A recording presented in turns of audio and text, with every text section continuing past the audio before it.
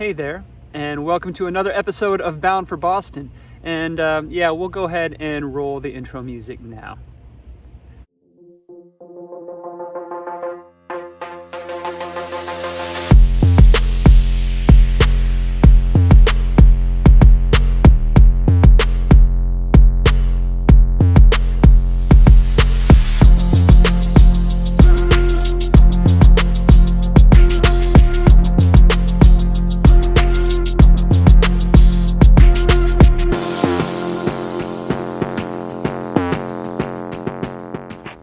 Alright, so Con and I are just out here on a walk through the neighborhood. Today is Monday, March 10th, and it is 6 weeks to the day until the Boston Marathon.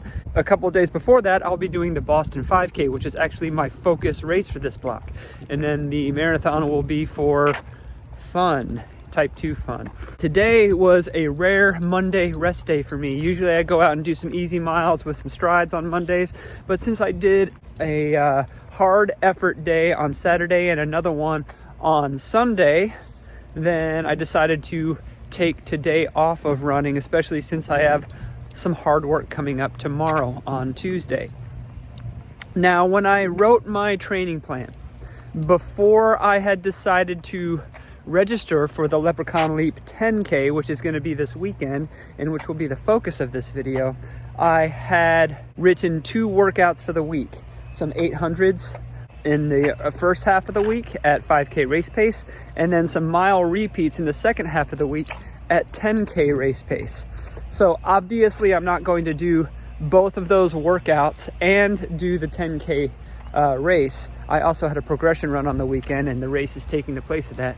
But I am going to kind of combine those 2 workouts and do a double workout day. I plan on doing the 6x800s in the morning tomorrow, and then in the afternoon I'm going to get out there and do the mile repeats. Not 4 of them, probably 3 of them. So it will be similar to a double threshold day, which is kind of in vogue now. However, I won't be doing as much volume as the traditional double threshold protocol. I won't be doing 10 kilometers worth of volume each session. I will be more doing closer to half that, or a little more than half that. But those zones will be a little bit more higher intensity than threshold. So it will be similar but different. It's more just an opportunity to get those different stimuli in while still leaving some time for the rest of the week to run easy and not leave my legs totally dead for the race on Saturday. Con is getting awfully distracted here, so we're gonna wrap that for this intro for how the week is gonna go, and I will see you guys for the workout tomorrow. The first workout might be a little bit dark. I don't know how much of that I'll be able to film, but if we do the second half in the afternoon, I'll bring the camera along for that, and it might just be along this same greenway right here, which is not exactly flat, but it'll be good for mile repeats. See you then, guys.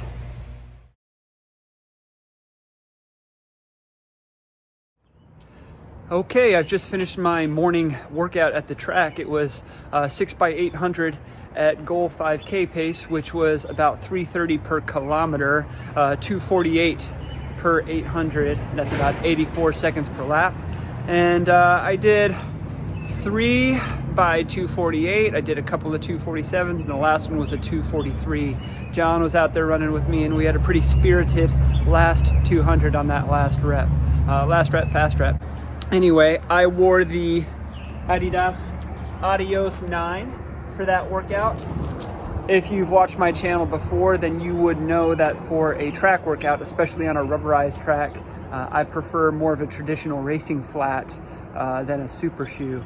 Or if I were going to do short reps on the road, or hill repeats or hill sprints, just to keep my biomechanics nice and clean and not have the shoe do too much of the work for me. All right, maybe see you this afternoon. Second run of the day, second workout really. What's planned is mile repeats, and I programmed 4 of them into the watch with the intention of completing at least 3. Right now I'm on the warm-up, and it's pretty warm. This morning was nice and cool, almost cold. Now it's getting close to 70 degrees Fahrenheit. And that's a bit warm for mid-March. It's certainly a lot warmer than it's been, and I am not acclimated. Also, this greenway here, it's a little windy, but that's not the main thing. It's definitely got one downhill direction and one uphill direction. So if I do 4 of them, that would mean 2 of them would be uphill, which I guess I should do rather than doing myself favors by doing 2/3 of the workout downhill, but it's also the second workout of the day. So we'll see what happens. This is my first run in the ASICS Metaspeed Sky Paris. You guys know I love the Edge Paris, but I haven't picked up a pair of Sky until now. Got a good deal, so I snagged them. We'll see how we do. All right, here goes nothing. Starting rep 1.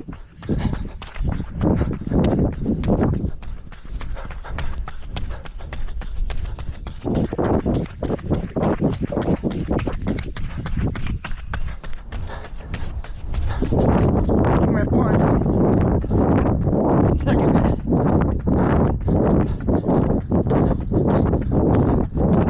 Time. 5:49. 2 minutes rest. Rep 2. On.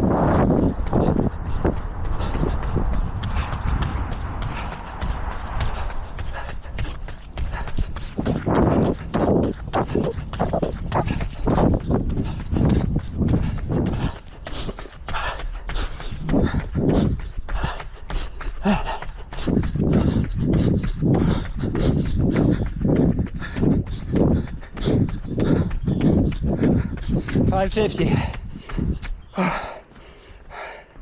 Whew. That was a tougher direction too. Gonna do one more. All right, gonna have a little bit of headwind for this last one.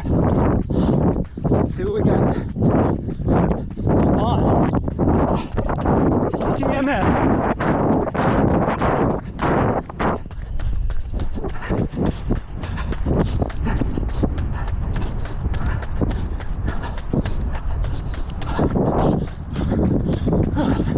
$5.46.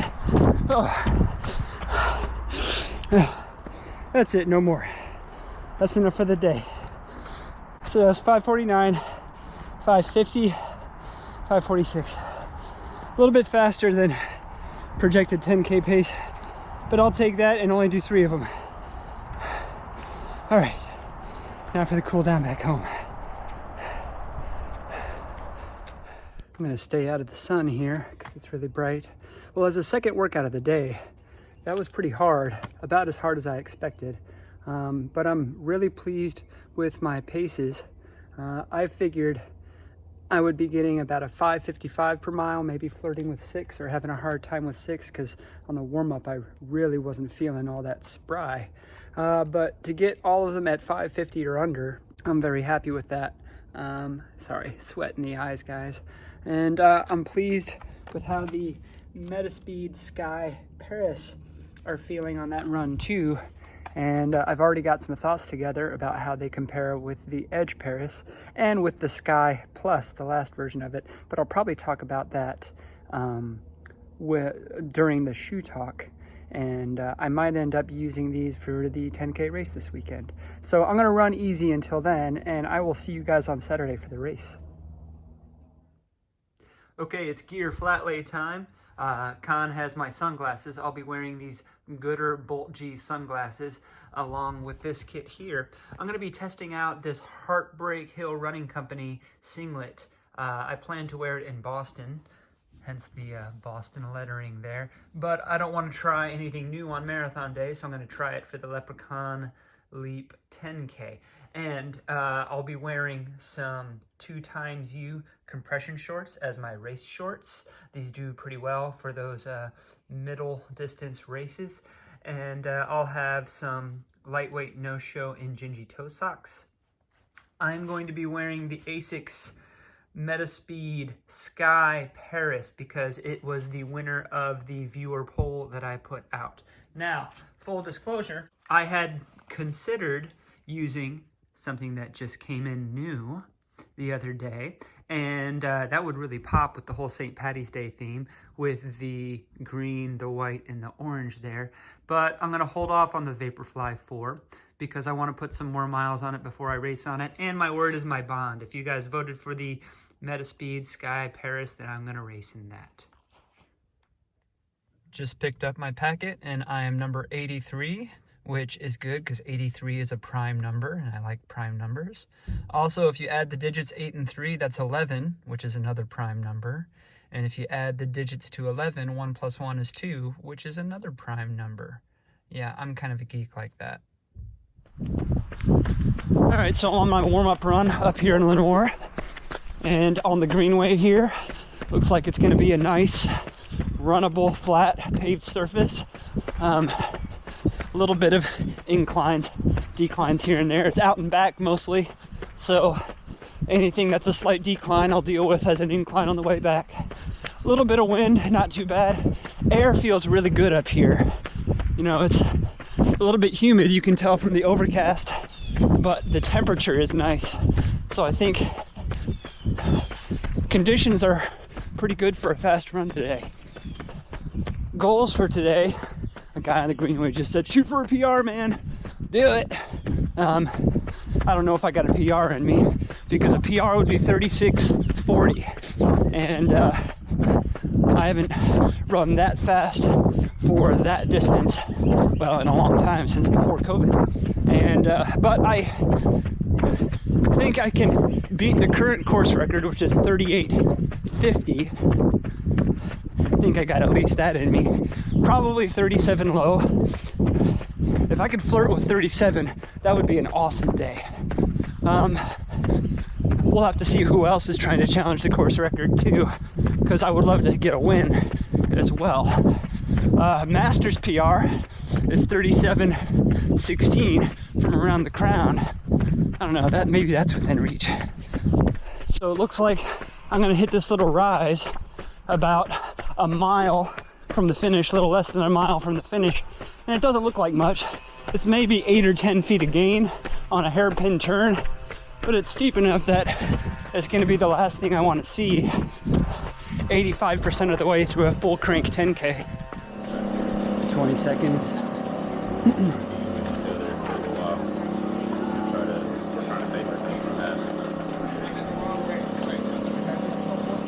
Five, 4, 3, 2, 1, go!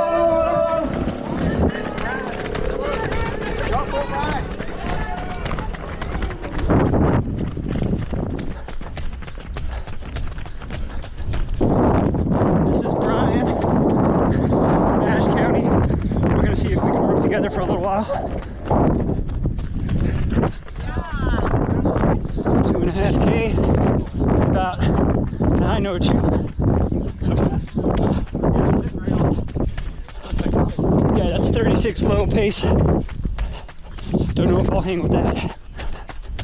I'm about 4K in. Brian pulled away after 2 miles, and I can't keep up. Looks like it's going to be about 38 minutes for me today. I'm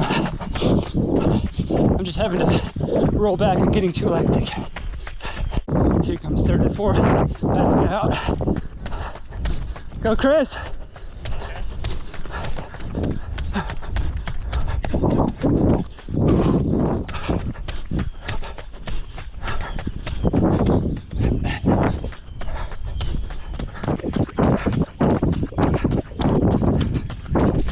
$7.5K coming up in 27:48, I think. Here's the rise.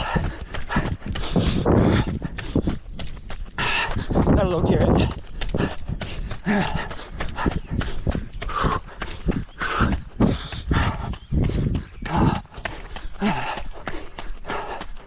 We'll be close to 37. Last quarter mile here. $37.06, I think. Oh, it's close.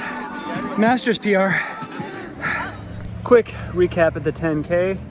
Went out a little bit fast with Brian. I was aiming for 6 or just under 6 minute pace. And yeah, we were definitely doing 550s. I think the first 2 miles were averaging in the mid 550s, which would be good. That would be close to PR pace. But it didn't feel sustainable for me. I was starting to go lactic pretty quick. After mile 2, Brian just took off, and I think that was kind of his race plan. He said he was going to stick with 6s or high 550s for 2 miles and then try and crank it down. At that point, I knew I wasn't going to be sticking with him.